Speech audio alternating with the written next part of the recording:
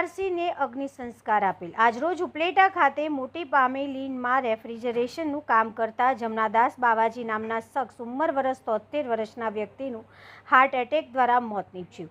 જમનાદાસના વારસાઈમાં કોઈ પણ ન હોવાથી આજરોજ ઉપલેટા માનવ સેવા સંગઠન દ્વારા ઉપલેટા શમશાનમાં અગ્નિ સંસ્કાર કરવામાં આવ્યો।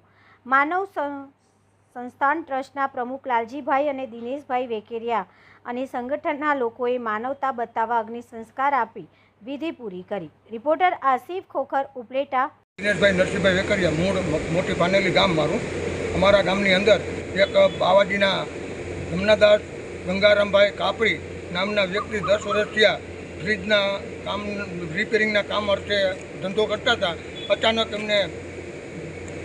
અચાનક એમને હાર્ટ એટેક આવતા અવસાન પામેલા હતા।